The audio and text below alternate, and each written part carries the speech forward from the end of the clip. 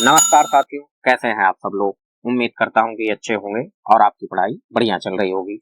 मित्रों, पिछली क्लास में हमने आपसे प्रमुख आर्थिक समस्याओं के बारे में चर्चा की थी, जिसमें हमने आपको slow down, contraction, recession, depression in सब के बारे में बताया था।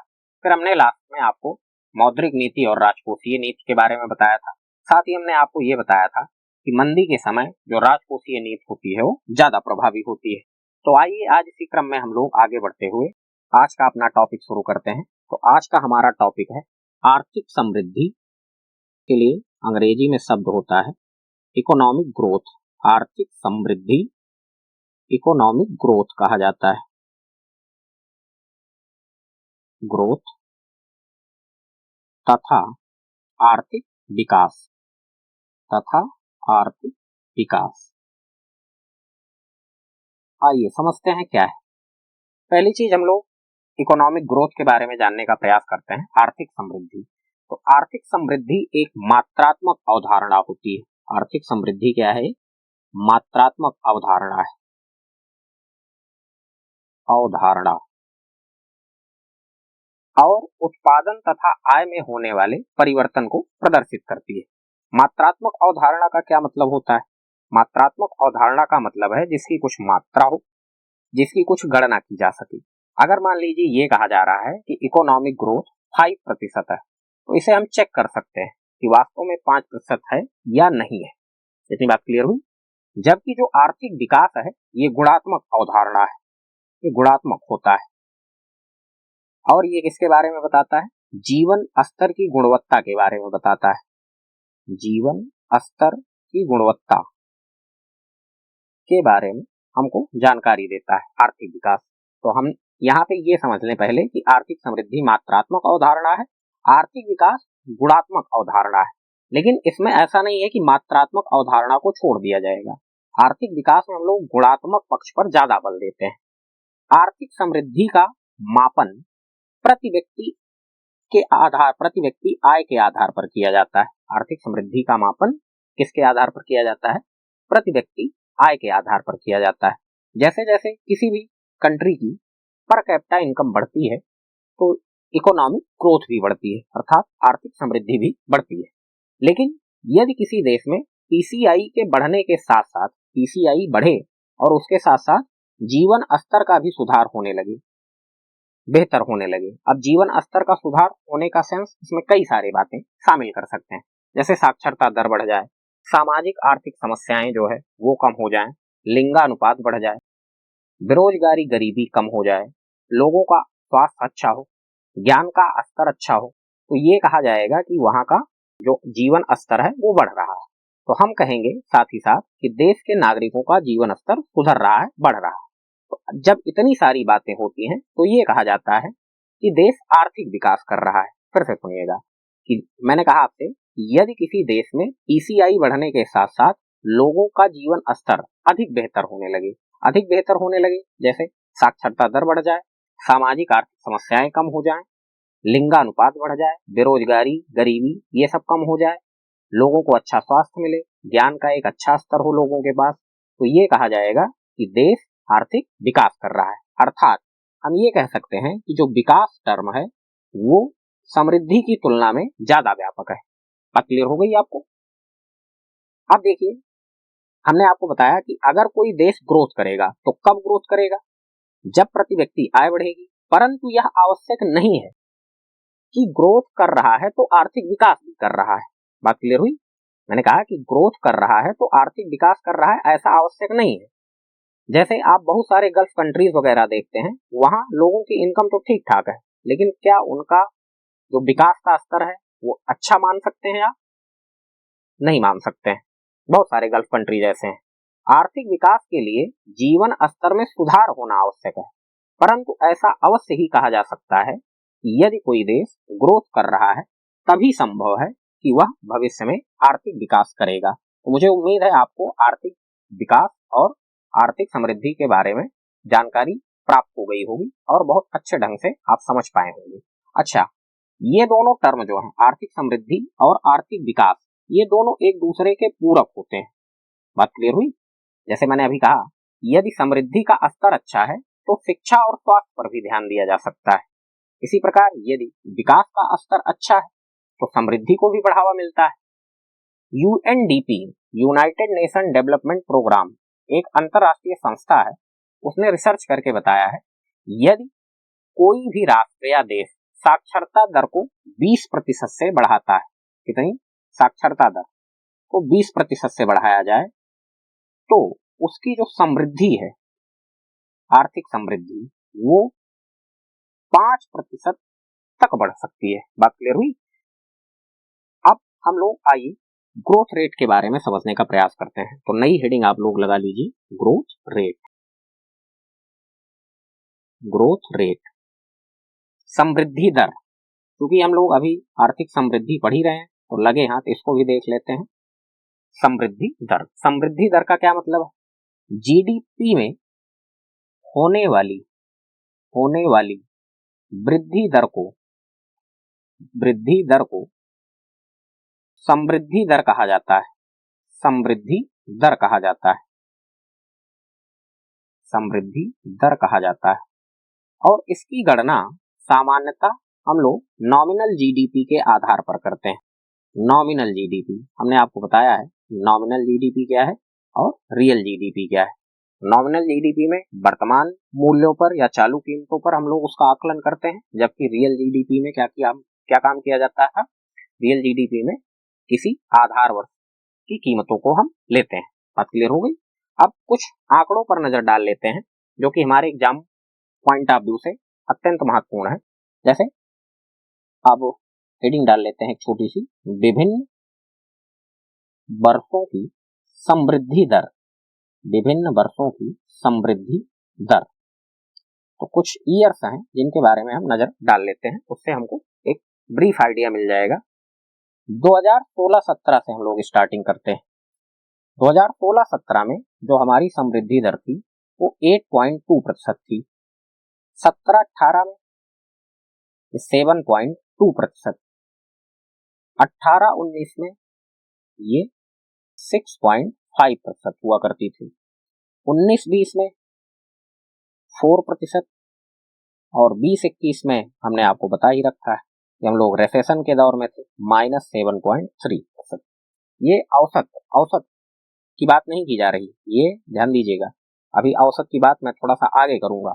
ये 2016-17 की ग्रोथ रेट है, औसत ग्रोथ रेट नहीं है भाई। औसत तो कई सारे वर्षों का निकालेंगे ना, 20-21, और उसके बाद 21-22 में जो ग्रोथ रेट थी हमारी, ये यहाँ से रिकवर करके आई है 9.2%।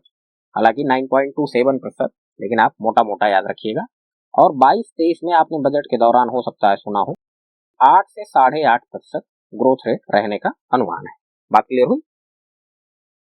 अब मैं आपसे एक प्रश्न पूछना चाहूंगा कि भारत की ग्रोथ रेट सर्वाधिक कब रही?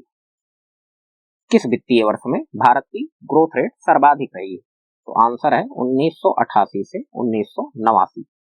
अभी तक केवल एक बार, जब तक मैं ये वीडियो रिकॉर्ड कर रहा हूं, भारत की ग्रोथ रेट दहाई के अंकों में थी, 10.2%। दहाई में केवल एक बार रही है, और ये दौर में प्रधानमंत्री थे हमारे राजीव गांधी जी, और वित्त मंत्री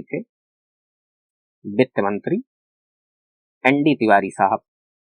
इसीलिए वो कहा करते थे कि मैं भारत का सर्वश्रेष्ठ वित्त मंत्री हूँ।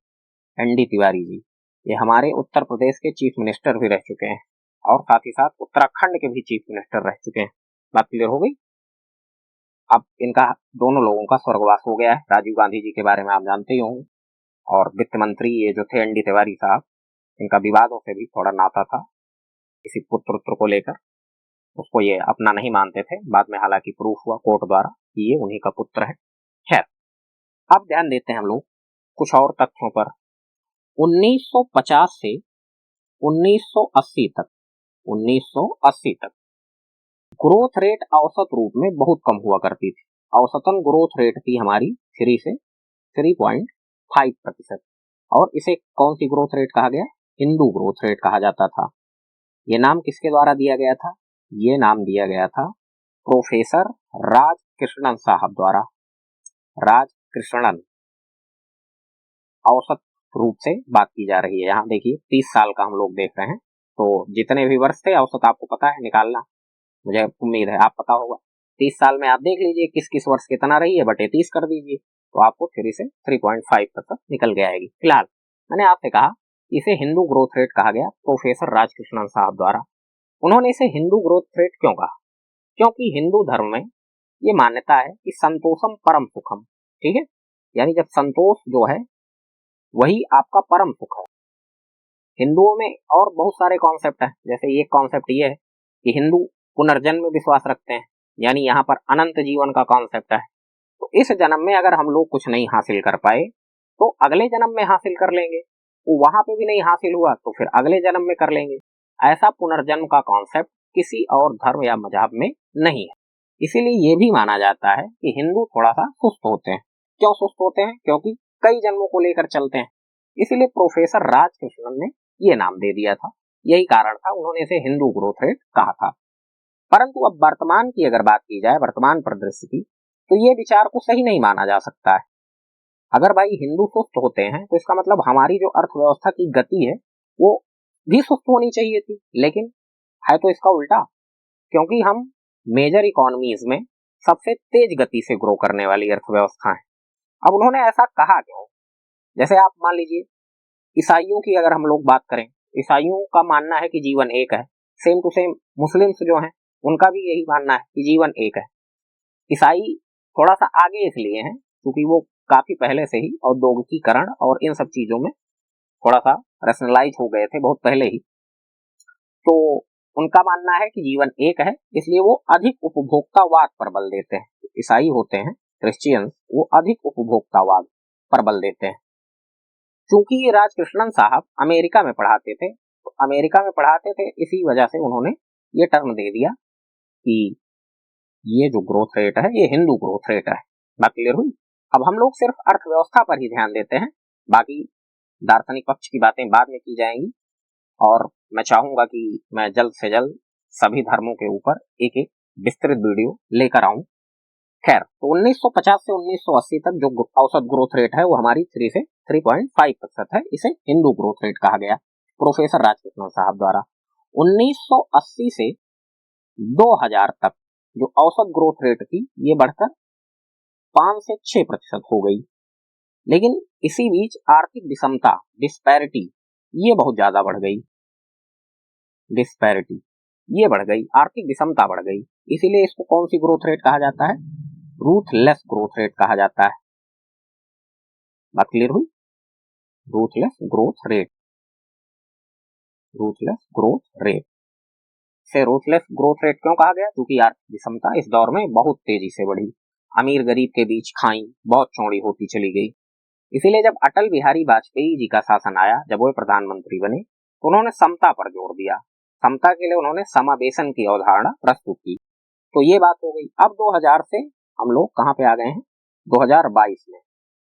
तो यहाँ औसत ग्रोथ रेट जो है वो हमारी बढ़ के 6 to 7% हो चुकी है औसत growth rate.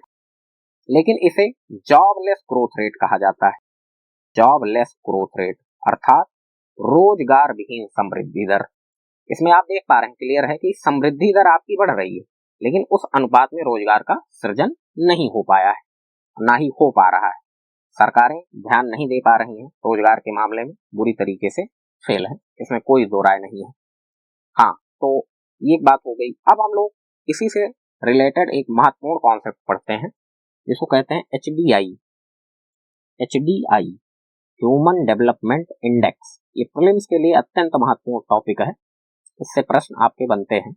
Development index mains के लिए हालांकि कभी ऐसा क्वेश्चन पूछा नहीं गया है इससे रिलेटेड, लेकिन अब भाई UPSC है, अनप्रिडिक्टेबल पब्लिक सर्विस कमीशन, कई लोग मजाक में कहते हैं कि आपको मुझसे कुछ अता पता नहीं।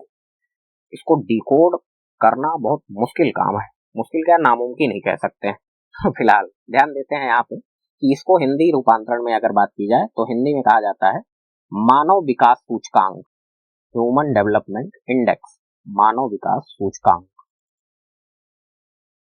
देखिए, हमने आर्थिक समृद्धि और आर्थिक विकास के बारे में पढ़ लिया, साथ ही समृद्धि दर के बारे में भी हमने देखा।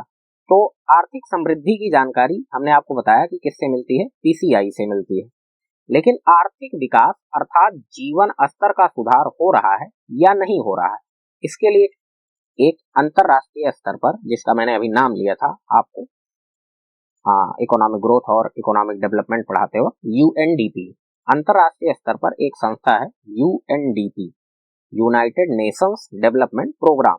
इसके द्वारा प्रत्येक वर्ष एक रिपोर्ट, और रिपोर्ट का नाम है एचडीआर, जारी की जाती है। एचडीआर का पूरा नाम होता है ह्यूमन डेवलपमेंट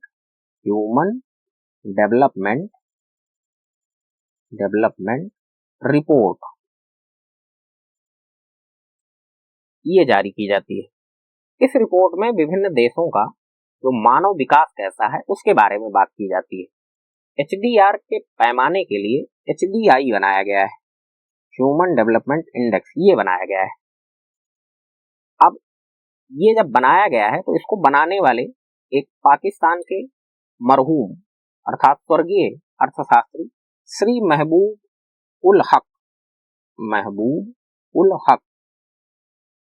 इनका जो योगदान है वो प्रमुख है, महबूब उल हक। परंतु इनके लिए जो हमारे यहाँ के भारतीय अर्थशास्त्री हैं प्रोफेसर अमर्त्य सेन साहब, अमर्त्य सेन, आपने नाम सुना होगा मुझे उम्मीद है, फेमस पर्सनालिटी है, नोबेल पुरस्कार विजेता भी हैं, इनके विचार प्रमुख थे। ठीक है ना। फिलहाल ध्यान दीजिए कि जो एचडीआई इनके द्वारा निकाला जाता है उसका मान ज्ञात किया जाता है। अब एचडीआई का मान ज्ञात किया जाता है अलग अलग देशों के लिए, तो जो वैल्यू मिलती है उसके हिसाब से अलग अलग देशों को रैंकिंग दी जाती है। और इस रिपोर्ट की शुरुआत 1990 से की गई है। जो एचडीआई की रिपोर्ट आती है उसकी शुरुआत कब से हो रही है? 1990। एचडीआई, और उसके लिए जो है एचडीआर पब्लिश किया जाता है। टू बी प्रिसाइजली आप कहिए कि एचडीआर जो है यूएनडीपी द्वारा पहली बार 1990 में प्रकाशित किया गया है। प्रमुख भूमिका श्री महबूब उल हक साहब की है, उनके लिए प्रोफेसर अमर्त्य सेन का जो विचार था वो प्रेरणा के मुख्य स्रोत रहा था। ठीक है ना। अब जैसे ध्यान दीजिए कि अब ये क्या है, ये किस पर फोकस कर रहा है? ये फोकस कर रहा है आर्थिक विकास पर मुख्यतः। तो विकास क्या है? एक गुण है, तो गुण को आप ऐसे माप नहीं सकते हैं भाई। कोई भी गुण हो, मान लीजिए कि कोई आदमी ईमानदार है तो आप उसको क्या कहेंगे कि वह 5 किलो ईमानदार है या 5 किलोमीटर ईमानदार है? बात क्लियर हो रही है ना। तो जो भी गुण है जैसे खट्टापन, मीठापन, कसैलापन, तीखापन, ये सारे गुण है, तो इनको आप किसी भी यूनिट में नहीं माप सकते हैं, लेकिन एक मोटा मोटा स्केल तो बनाया जा सकता है। जैसे आप फिल्मों की रेटिंग वगैरह देखें कि 4 स्टार मान लीजिए दिए जाते हैं, 5 स्टार दिए जाते हैं, या फिर 10 स्टार टोटल है तो 10 स्टार में आप कितने स्टार की रेटिंग देते हैं, ये चीज है।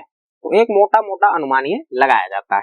अब ये निकाला कैसे जाता है, इस पर हम लोग चर्चा करते हैं। आपके मन में भी ये प्रश्न आ रहा होगा कि एचडीआई का मान निकाला कैसे जाता है या फिर इसकी गणना कैसे की जाती है। तो इसका जो मान है वो 0 से 1 के बीच में होता है। आप देखें कि अलग अलग कंट्रीज की जो है, और जैसे भारत की रैंक जो है वो अभी तो नई रिपोर्ट आई नहीं है, तो ये मुझे याद है जहां तक 0.645 इस तरीके से होता है, क्योंकि 0 से 1 के बीच में ही आपको देखना होता है। और हमारी रैंक जो है वो 131 ये रही है भारत की स्थिति। बात क्लियर हुई। जो एचडीआर रिपोर्ट 2020 में आई थी अभी तक आई नहीं है। अब इसीलिए मैं आंकड़ों पर बहुत फोकस नहीं करता हूं, क्योंकि अब आंकड़े बदल जाएंगे। अब हो सकता है रिपोर्ट जल्द ही आ जाए, वैसे उम्मीद थी कि जून तक आ जानी चाहिए, लेकिन टिल डेट तक नहीं आई है। तो ध्यान देते हैं हम लोग यहाँ पर। मैंने आपसे कहा कि 0 से 1 के बीच में इसका मान होता है। अब जिस कंट्री की वैल्यू जितनी ज्यादा होगी वहां के लोगों का जीवन स्तर भी क्या होगा, उतना ही अच्छा होगा। अब निकालने के लिए क्या काम किया जाता है कि यहाँ पर 3 डायमेंशन और उनके सूचक का प्रयोग किया जाता है। ये डायमेंशन क्या क्या होते हैं?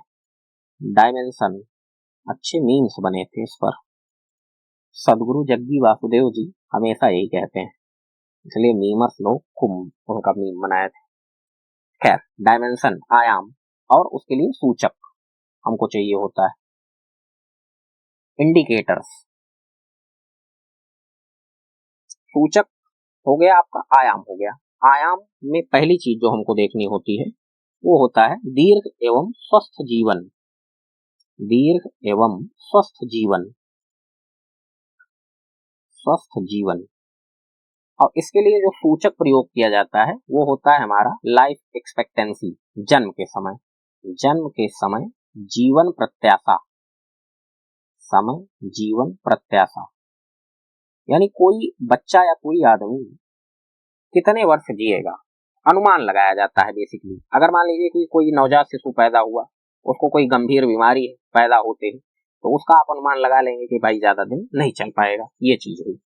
दूसरा जो डायमेंशन है हमारा उसको कहते हैं ज्ञान, नॉलेज। ज्ञान, इसमें दो सूचक होते हैं हमारे पास। एक तो होता है स्कूल के औसत वर्ष, स्कूल के औसत वर्ष, और दूसरा होता है आपका स्कूल में बिताए जाने वाले वर्ष, स्कूल में बिताए जाने वाले वर्ष, बिताए जाने वाले वर्ष। यानी कोई आदमी औसत रूप से स्कूल में कितना जीवन बिताया है, या फिर कोई बच्चा स्कूल में कितना वर्ष बिताएगा, इन दोनों का अनुमान लगाया जाता है। आंकड़े मैं नहीं बता रहा हूं क्योंकि आंकड़े बदल जाएंगे। आपको अगर चाहिए तो कहो, मैं लिख दे। यहाँ पे जो जीवन प्रत्याशा भारत की है वो है आपकी 69.7 वर्ष, 69.7 वर्ष। और स्कूल के जो वर्ष, औसत वर्ष हैं, ये है कि 6.5, यानी औसत वर्ष जो है वो 6.5, ये ऐसा सूचक है हमारे पास, आंकड़े हमारे पास उपलब्ध है। और ये स्कूल में जो बिताए जाने वाले वर्ष हैं ये लगभग होता है आपका 12.2 वर्ष। ठीक है, ये 2020 की रिपोर्ट के अनुसार मैं बता रहा हूं आपको, 21-22 की अभी आई नहीं हमारे पास। तीसरी चीज है जीवन स्तर, थर्ड नंबर चीज है हमारे पास जीवन स्तर। अब जीवन स्तर के लिए क्या सूचक है? जीवन स्तर के लिए हमारे पास सूचक है GNI, प्रति व्यक्ति आय,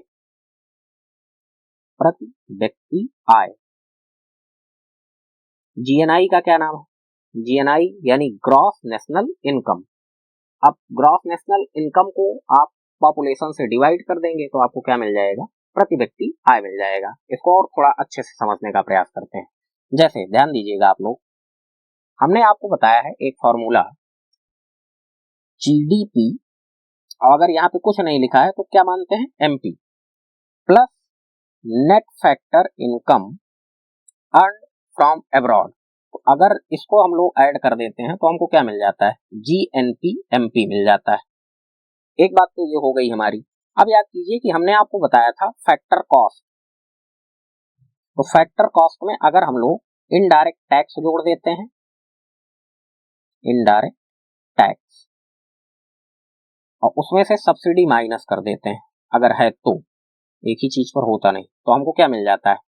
मार्केट प्राइस मिल जाता है। अब ध्यान दीजिएगा आप लोग कायदे से, अब अगर मुझे GNP-MP चाहिए, GNP अगर मान लो मुझे निकालना है, तो अब ये फॉर्मूला मैं यहाँ पे अप्लाई कर रहा हूं, ध्यान देना। मैं GNP यहाँ ऐसे लिख दिया, FC plus indirect tax GNP-FC। कुछ गड़बड़ हो रहा है क्या भाई? हाँ, फैक्टर कॉस्ट में जो भी अगर टैक्स है तो वो आपने जोड़ दिया, उसके बाद सब्सिडी माइनस कर दी, तो हमको क्या मिल जाता है? मार्केट प्राइस मिल जाता है। तो मैं क्या कह रहा हूँ आपसे, हाँ ठीक है, GNP-MP ये मुझे देखना है, तो यहाँ पे मैंने GNP लगाया तो ये इनडायरेक्ट टैक्स हो गया minus subsidy, subsidy is equal to GNP-MP, ये ऐसे लिखा जा सकता है। तो GNP-FC इज इक्वल टू क्या हो जाएगा? इसको उधर आप शिफ्ट कर दीजिए, ट्रांसफर कर दीजिए, तो GNP-FC इज इक्वल टू हो जाएगा GNP-MP माइनस इनडायरेक्ट टैक्स, ये प्लस में है इधर आएगा माइनस हो जाएगा, और ये सब्सिडी माइनस में इधर आके क्या हो जाएगी? प्लस हो जाएगी। तो GNP-FC is equal to GNP-MP minus indirect tax plus subsidy. अब यहाँ पे ये जो प्रोडक्शन एट फैक्टर कॉस्ट आप देख रहे हैं, इसी को इनकम कहा जाता है, GNI। तो ये चीज है, बात समझ में आ गई आपको? प्रोडक्शन एट फैक्टर कॉस्ट को ही क्या कहा जाता है? इनकम कहा जाता है। अब ऐसे ही GNP-FC में से अगर हम लोग GNP-FC में से net factor income earn from abroad ये घटा देते हैं तो क्या मिल जाता है हमको? GDP-FC मिल जाएगा। सही बात है, ये FC नीचे ही है। अब यहाँ पे प्रोडक्शन एट फैक्टर कॉस्ट, यहाँ इसको भी क्या बोल देंगे, आई बोल देंगे, तो ये क्या मिल जाएगा, GDI मिल जाएगा। इस पर हम लोग बाद में चर्चा करेंगे। तो मुझे उम्मीद है आपको ये GNI का कॉन्सेप्ट समझ में आ गया होगा। अब ध्यान दीजिए कि इन तीनों जो सूचक हमने आपको बताए, जो डायमेंशंस और इंडिकेटर्स बताए, इनकी वैल्यू निकाली जाती है। जो भी हमारे स्कैंडिनेवियन कंट्रीज हैं, जैसे नॉर्वे हो गया, स्वीडन हो गया आपका, ये सब इस इंडेक्स में क्या काम करते हैं, टॉप करते हैं। अब इसको लेकर आपसे मैंने कहा था कि मेंस या इंटरव्यू में सवाल पूछा जा सकता है। जैसे सवाल यही पूछ रहे, मान लो जो इंटरव्यूअर है वो कहे कि नॉर्वे HDI की रैंकिंग में टॉप करता है, परंतु क्या कारण है कि भारत की स्थिति जो है वो बहुत दयनीय होती है, बहुत शोचनीय होती है। तो आप क्या आंसर देंगे? देखिए, मैं कुछ पहलू आपको बताता हूँ, उस पर आप विचार करिए कि हमारे यहाँ जो एक पीछे रहने का प्रमुख कारण है वो है हमारा जनसंख्या का अधिक होना, पॉपुलेशन का। पॉपुलेशन अगर हमारी अधिक है तो इससे क्या होगा कि हम लोग GNI में पिछड़ जाएंगे। भाई हमारी पॉपुलेशन ज्यादा है, एक बात तो ये हो गई। साथ ही साथ गरीबी बेरोजगारी की दर भी क्या है, काफी ज्यादा ऊंची है। तो जब गरीबी बेरोजगारी की दर ऊंची है तो हम ज्ञान के क्षेत्र में पिछड़ जाएंगे। जो बच्चे होंगे उनको पढ़ाने के लिए लोगों के पास या गार्जियन के पास पैसे नहीं होंगे, बच्चे जो है बाल श्रम, बाल मजदूरी, ये सब काम करने लगेंगे। तो इस इंडेक्स में भी हम लोग पिछड़ जाएंगे। बात क्लियर हुई? और बहुत सारी समस्याओं को झेलना पड़ता है। इसके लिए कैलाश सत्यार्थी जी द्वारा एक मुहिम चलाई गई, वो भी नोबेल लॉरिएट है। तो ये प्रमुख कारण है जिनकी वजह से भारत की स्थिति क्या होती है, पीछे होती है हमारी। तो मुझे उम्मीद है आपको आज का लेक्चर बहुत पसंद आया होगा, आपको काफी कुछ सीखने को मिला होगा। तो चलिए अब हम लोग नेक्स्ट क्लास में मिलते हैं कुछ नए इंडेक्स के साथ। तब तक के लिए बहुत बहुत धन्यवाद। आप सभी लोगों से अनुरोध है, इस चैनल को सब्सक्राइब करें, ज्यादा से ज्यादा लोगों के साथ शेयर करें और वीडियो को लाइक करना ना भूलें। धन्यवाद।